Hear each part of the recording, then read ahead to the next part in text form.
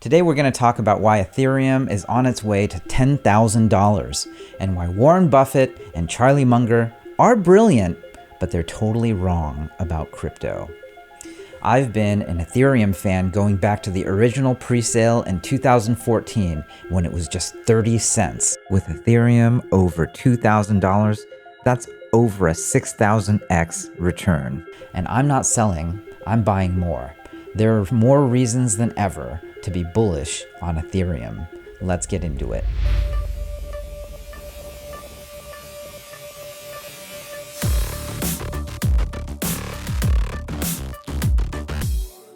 A couple of weeks ago, Warren Buffett and Charlie Munger, two of the most legendary investors of all time from Berkshire Hathaway, had some harsh words for Bitcoin. I don't welcome a currency that's so useful to kidnappers and extortionists and so forth, nor do I like just shuffling out a few extra billions and billions and billions of dollars to somebody who just invented a new financial product out of thin air. So I think I should say modestly that I think the whole damn development is disgusting and contrary to the interests of civilization. Whoa, harsh. They asked me about it on CNBC, and here's what I said. I'm sure you heard Buffett and Munger's comments on crypto over the weekend. Munger hating on what he called the Bitcoin success and calling it contrary and disgusting to the interests of civilization. I'm sure you have some strong thoughts on this. You know, I mean, what are they missing? They are incredible legends, obviously, Buffett and Munger, and we have a ton to learn from them. But, you know, one of the things that Buffett said he learned early was to not do the one last puff sort of investment, the end of its life value bet. Now let's break down what Munger actually said and why they're wrong. First off, calling it the Bitcoin, drop the, it's cleaner. Next, he says, I don't welcome a currency that's useful to kidnappers and extortionists. Let's set the record straight. Less than 1% of crypto has ever been used in an illicit transaction.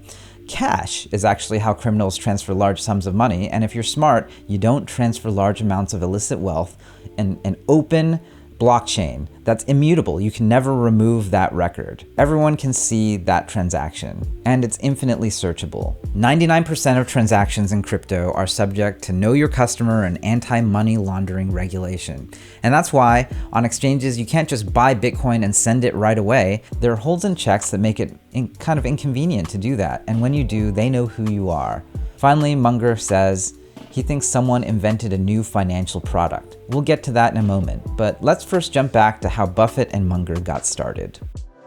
Warren Buffett got to start as a value investor. If you want to be as successful as him, you've got to buy solid stocks that have a real moat and long-term profit like Coca-Cola. You just hold it forever. The majority of Buffett's fortune happened exactly in this way. They bought real assets, and then those things over a long period of time went up in value. And that's one of the valid reasons Buffett has for why he doesn't like Bitcoin. He likes to own businesses that make money and throw off dividends. Then he can reinvest those dividends, and that means the money grows very consistently, with these businesses that are not going anywhere. A moat is a way that business continues to win over the long term, something that other competitors coming in can't just copy. Coca-Cola's moat, for instance, is its brand, but it's also in its bottling relationships, which means it has deep distribution. Buffett first started buying shares of Coca-Cola in 1988, not long after the famous Black Monday stock market crash in 1987. By the end of 1989, he purchased 23.35 million shares of it, worth $1.8 billion. Well, if I were on Wall Street, I'd probably be a lot poorer. You get overstimulated in Wall Street. From 89 through 1999, its earnings per share grew at a compound rate of 12% a year. That's some really decent growth. Ethereum had an over 15,000% return, which is a far cry from just 100% by the S&P 500 in the past 5 years. So I gotta believe some of this is just shade. If your best investments can only do 12%, I get it. Let's get back to what Munger said about Bitcoin, though. He said he didn't like it because it's just a financial product. I don't think he really understands what crypto is, particularly Ethereum.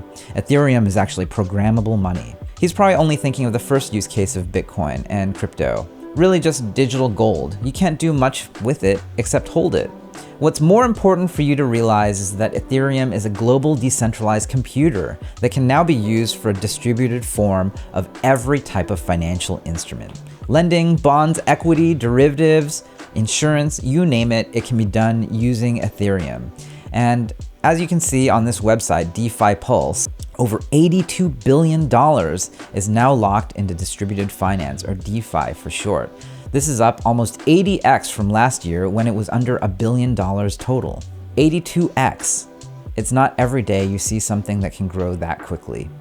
Ethereum is settling about 30 billion transactions per day, more than double Bitcoin. To put it in perspective, PayPal does about $2.5 billion in transactions per day.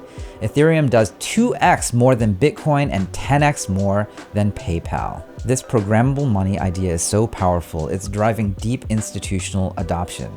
Here's what Raoul Pal said recently. Every single investor I have spoken to is shifting allocation to ETH from BTC. All are mutual friends and that billionaire finance circle. Institutions are increasing their exposure to Ethereum even over Bitcoin because programmable money is much more versatile than just digital gold. Coinbase's institutional balance went from 40 billion at the end of the last year to over 144 billion. Software is eating all of money, and that money underpins all of society. So why is Ethereum headed to $10,000? Here's what I said at the end of my CNBC appearance. I think that Ethereum is ultrasound money. I think that there is a future here for both Bitcoin and Ethereum and sort of the whole world of cryptocurrencies, because this is the continuation of what we're talking about. Big tech was sort of the first wave. Crypto is the next. Let's talk about those three things: US dollars, Bitcoin, and Ethereum.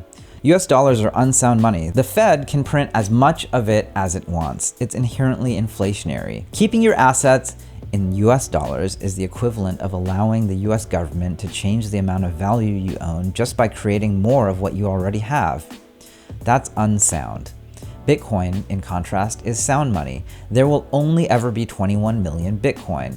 It is what got us to where we are now in the crypto adoption curve. Sound money doesn't lose its value. And that's where Ethereum comes into play. And here's why Ethereum might actually be ultrasound money. There's a new proposal going into effect in July called EIP 1559. This will actually reduce the amount of Ethereum and theoretically means that at most there will only ever be 120 million Ether, and that the supply will actually go down over time. Hundreds of millions of dollars worth of Ether will be burned per year. This is why Ethereum will become ultrasound money. Ultrasound money becomes more valuable over time because it's more scarce. And this is important. It's one of the big reasons why Ethereum is headed to $10,000. Here's the creator of Ethereum, Vitalik Buterin, on this whole meme of ultrasound money. An asset having a community that wants it to be an ultrasound money is a good property for an ultrasound money to have, right? Like an asset is more effective as an ultrasound money if it has a big portion of its community talking about how that asset is ultrasound money, because that community talking about the ultrasound money meme itself basically makes it be part of the social contract and makes it more likely that things that are supportive of that asset becoming ultrasound money will be implemented, and things that are opposed to that asset being ultrasound money will not be implemented. What Vitalik points out is that the Ethereum community, via memes, have chosen to remake Ethereum into something that is more than what it started out as.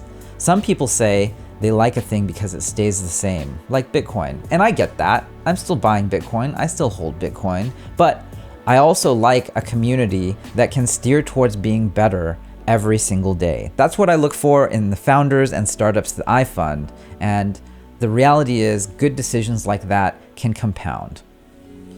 But what about the environment? Elon Musk posted this tweet, and it's been making waves ever since. What about the crazy energy usage that it takes to keep Bitcoin running?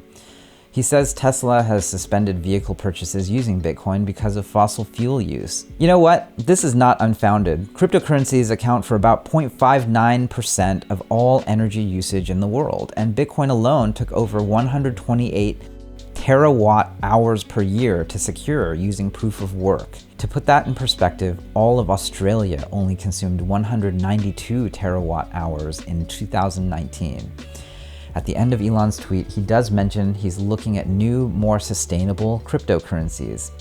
That's good news for Ethereum. Ethereum is switching over to proof of stake with Ethereum 2.0, which is coming sometime in the next 18 months. When that happens, the IEEE expects energy consumption by Ethereum to be reduced by 99%. That's a lot. It's going to make Ethereum far more green. So in summary, Ethereum is programmable money that is ultrasound, and not only that, it's going to be very green.